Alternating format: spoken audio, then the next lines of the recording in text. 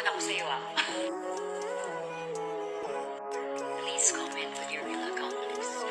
So I can address you. But since you didn't use your real account, I cannot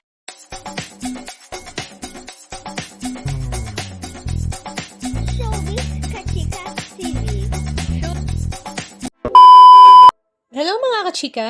Hindi na nga napigilan ni Heart Evangelista na patulan ng ilan sa mga netizens na talaga namang bumabatikos nga sa kanyang ganda sa social media account kung saan talagang pikon na nga daw siya kaya naman papatulan na nga niya ang ilan sa mga ito.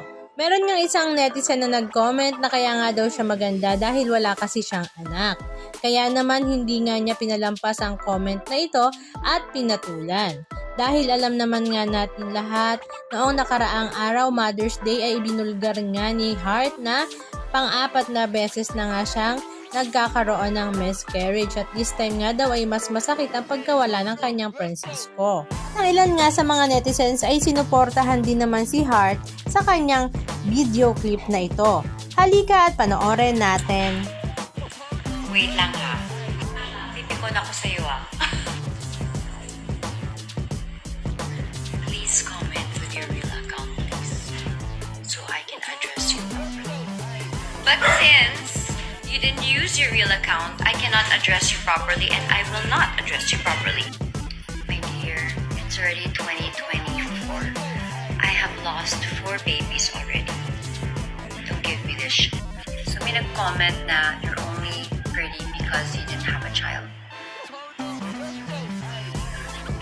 Darling, nag-e-effort po ako maganda and I live a very grateful and peaceful life that makes a big difference and every day po ako nagtuturma kaya ako fresh. TikTok ha, hanap niyo to, tawagan na siguro. Guys, welcome to my afternoon. Get ready with me for the mega event. Hoy! Isayo yan! So welcome. The choices for today. This one I wore many moons ago for Fashion Week. This is from Neric Beltran.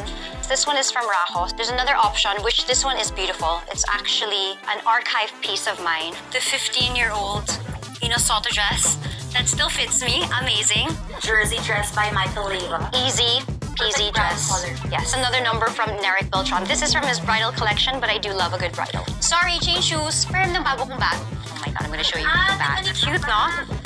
Okay, we'll save it for another time. Tulog muna siya. Kasi yung pagtulog. Blue na? Okay. Parang blue ako. Sabi ko natin sa atin.